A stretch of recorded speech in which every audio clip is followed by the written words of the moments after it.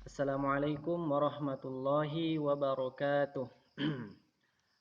Bagaimana kabarnya hari ini adik-adik sekalian? Saya harap semuanya dalam keadaan sehat walafiat ya. Baiklah, pada kesempatan kali ini kita akan mempelajari tentang umroh.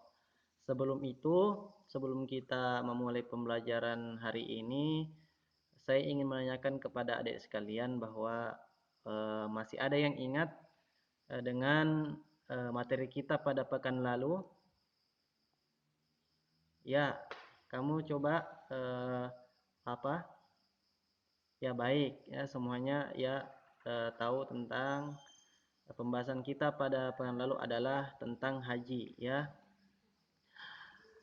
Baik, pertanyaan selanjutnya, ada yang tahu apa hukum melaksanakan haji? Ya, baik. Eh, Hukum melaksanakan haji yaitu wajib ya, wajib bagi yang mampu. Baik adik-adik sekalian, eh, di sini ada nggak keluarga dari adik-adik sekalian ataupun tetangga yang sudah melaksanakan umroh? Banyak ya. Jadi adik-adik sekalian, sebelum kita membahas umroh, saya akan menyampaikan sesuatu. Insya Allah, setelah saya menyampaikan ini, adik-adik sekalian akan lebih semangat dalam menuntut ilmu. Dalam Al-Quran, Allah Subhanahu wa Ta'ala menjanjikan kemuliaan bagi orang yang berilmu, yaitu diangkat derajatnya oleh Allah Subhanahu wa Ta'ala. Allah akan meninggikan orang-orang yang beriman di antaramu dan orang-orang yang diberi ilmu beberapa derajat. Dalam ayat lain Allah Subhanahu wa taala juga menegaskan bahwa tidak sama antara orang yang berilmu dengan orang yang tidak berilmu. Quran surah Az-Zumar ayat 9. Maka semestinya kita ini semestinya apa yang saya sampaikan ini menjadi motivasi bagi kita untuk tidak pernah bosan belajar dan terus menambah ilmu pengetahuan. Rasulullah Shallallahu Alaihi Wasallam dalam sabdanya mengatakan bahwa perjalanan mencari ilmu merupakan salah satu jalan yang memudahkan kita semua dalam menuju surga. Barang siapa yang menapaki suatu jalan dalam rangka menuntut ilmu, maka Allah Subhanahu wa taala memudahkan baginya menuju surga. Semoga dengan apa yang saya sampaikan tadi bisa menambah semangat adik-adik sekalian dalam menuntut ilmu. Dan semoga kita semua dimudahkan dalam menuju surga. Amin amin ya robbal alamin. Baik adik-adik sekalian, saya akan menyampaikan tujuan dari pembelajaran kita pada kali ini. Yang pertama yaitu adik-adik sekalian mampu menjelaskan pengertian umroh dengan baik dan benar. Yang kedua yaitu adik-adik sekalian bisa menjelaskan dengan baik hukum umroh dan yang ketiga yaitu adik-adik sekalian bisa menyebutkan waktu pelaksana umroh. Yang keempat yaitu menyebutkan rukun umroh dengan baik dan benar. Yang kelima yaitu adik-adik sekalian bisa menjelaskan perbedaan haji dan umroh. Baik adik-adik sekalian, kita masuk dalam pengertian umroh. Menurut bahasa, umroh berarti ziarah atau berkunjung. Jadi umroh menurut bahasa sama seperti kita ziarah ke makam 9 wali ataupun makam ke kakek nenek kita, adik-adik sekalian. Sedangkan menurut istilah umroh adalah bermaksud mengunjungi Baitullah atau Ka'bah di Mekah untuk beribadah kepada Allah disertai syarat dan rukun tertentu. Baik adik-adik sekalian, sedangkan menurut istilah umroh adalah bermaksud mengunjungi Baitullah atau Ka'bah di Mekah untuk beribadah kepada Allah disertai syarat dan rukun tertentu. Jadi itu pengertian umroh menurut istilah. Adik-adik sekalian, ada pembagian tentang umroh. Umroh ada dua, yakni sunnah dan wajib. Ya, yang pertama yaitu umroh sunnah. Umroh sunnah yang bagaimana sih ini adik-adik sekalian? Jadi umroh sunnah ini adalah umroh kali kedua, kali ketiga, kali keempat, atau seterusnya. Ya, itu adalah umroh sunnah. Misalkan nih ya, saya diberikan oleh Allah Subhanahu wa taala rezeki yang berlebih sehingga dapat melaksanakan umroh berkali-kali. Umroh yang kedua, yang ketiga itu hukumnya sunnah ya. Sedangkan umroh wajib adalah umroh yang dilaksanakan dalam pertama kali ya adik-adik sekalian. Jadi umroh yang di umroh wajib itu umroh yang pertama kali kita laksanakan. Umroh yang wajib tadi umroh yang dilaksanakan pertama kali oleh setiap muslim baik pada bulan haji maupun bulan-bulan selain haji. Adik-adik sekalian ya. Jadi umroh pertama kali adalah umroh wajib. Hukum melaksanakan umroh ya kita masuk dalam bab hukumnya, yaitu hukum melaksanakan umroh adalah fardu ain atau wajib ya atas tiap-tiap muslim laki-laki maupun muslim perempuan. Bagi yang mampu, dicatat ya adik-adik sekalian, bagi yang mampu karena hukumnya wajib ya. Seperti yang saya katakan di awal tadi bahwa umroh kedua adalah hukumnya sunnah. Itu pengertian umroh, dan berikutnya saya akan menjelaskan syarat dan rukun umroh. Syarat-syarat umroh yang pertama yaitu Islam. Jadi adik-adik sekalian, kalau ada yang umroh sedangkan dia bukan beragama Islam, ya tidak sah ya adik-adik sekalian, karena syarat umroh yang pertama adalah harus beragama Islam. Baik, yang kedua yaitu berakal sehat ya. Kalau ada orang gila yang melaksanakan umroh, ya tidak sah karena dia tidak memiliki akal sehat. Yang ketiga yaitu balik.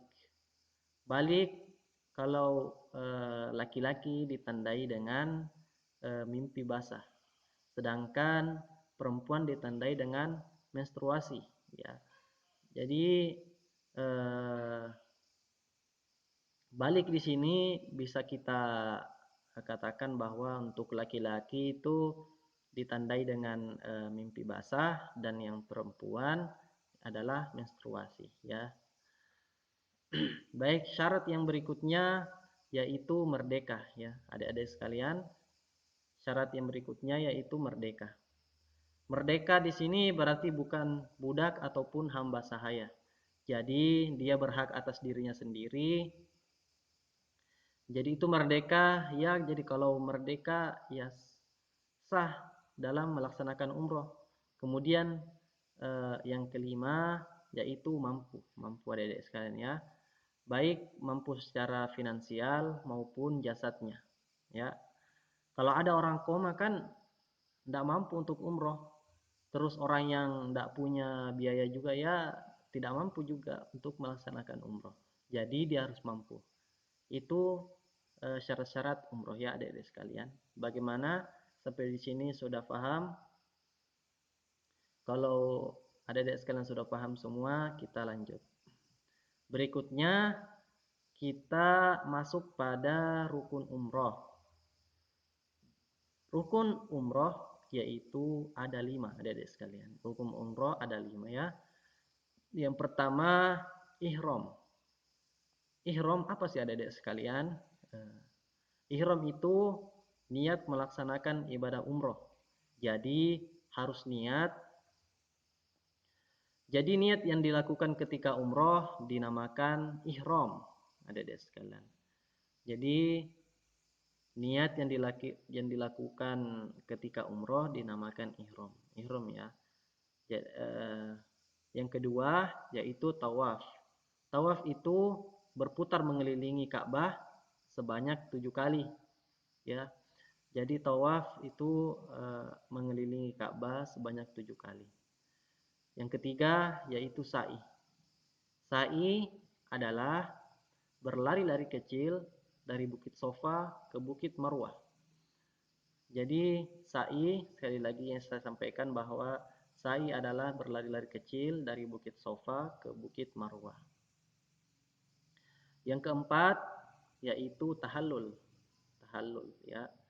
Tahallul ini yaitu mencukur rambut paling sedikit 3 helai rambut ya. Saya ulangi lagi, tahallul yaitu mencukur rambut paling sedikit yaitu 3 helai ya. Yang kelima yaitu tertib. Tertib artinya urut dari ihram, tawaf, sa'i, tahallul itu semua harus dikerjakan secara urut atau tertib, adik-adik sekalian. Jadi tidak boleh melakukan tawaf dulu dengan alasan Ka'bahnya lagi sepi, atau juga kita tidak boleh melakukan sa'i dulu karena alasan jalur sa'inya lagi sepi ya. Jadi semua harus dilakukan dari awal supaya bisa dikatakan tertib. Baik adik-adik sekalian, berikutnya adalah wajib umroh. Wajib umroh ada 2 ya. Wajib umroh di sini ada 2. Yang pertama niat dari mikot ya. Yang pertama yaitu niat dari mikot ya. Mikot sendiri ada 2, yaitu mikot zamani dan mikot makani ya. Boleh dicatat adik sekalian, yaitu mikot di sini ada 2, yaitu mikot zamani dan mikot makani ya. Mikot zamani ini tentang waktu ya, tapi tidak terbatas waktunya. Jadi boleh melaksanakan umroh sepanjang tahun, itu boleh ya. Melaksanakan umroh sepanjang tahun itu boleh. Jadi niatnya sewaktu kita melaksanakan ibadah umroh, jadi itu mikot zamani ya. Yang kedua yaitu mikot makani ya. Adik-adik sekalian, mikot makani. Mikot makani yaitu niat dari suatu tempat ya, niat dari suatu tempat, karena makani artinya tempat ya. Sedangkan penduduk Mekah sendiri itu tidak boleh niat langsung di tanah haram ataupun di Mekahnya, harus keluar dari kota Mekah ya. Yang kedua yaitu meninggalkan larangan umroh ya. Yang kedua yaitu meninggalkan larangan umroh. Apa sih yang tadi yang pertama? Yaitu yang pertama tadi yaitu ada yang ada sekalian tahu, yaitu yang tentang wajib umroh. Kan ada 2. Apa yang pertama? Ya, jadi yang pertama adalah niat. Yang kedua yaitu meninggalkan larangan umroh ya. Larangan umroh itu sendiri sama dengan larangan haji. Ada yang tahu tentang pelajaran kita kemarin larangan haji itu apa saja ya? Ada yang tahu? Ya, baik ya. Larangan haji itu antara lain kalau perempuan itu ya dilarang memakai cadar. Kemudian untuk laki-laki sendiri itu dilarang untuk memakai topi ya. Dilarang memakai penutup kepala ataupun memakai pakaian yang berjahit ya. Itu sama saja. Jadi larangan umroh dengan haji sama saja ya adik-adik sekalian. Pokoknya yang menjadi larangan haji itu juga menjadi larangan umroh. Baik adik-adik sekalian, Eh, Mungkin hanya itu pertemuan kita pada hari ini.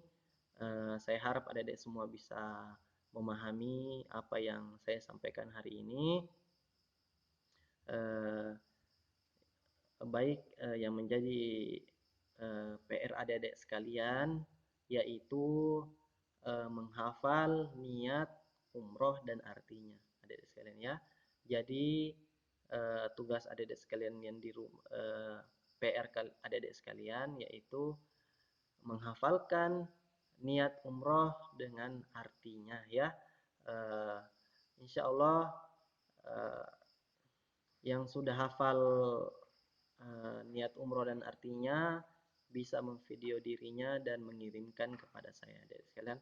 Mungkin hanya itu saja dari saya, lebih dan kurangnya mohon dimaafkan. Assalamualaikum warahmatullahi wabarakatuh.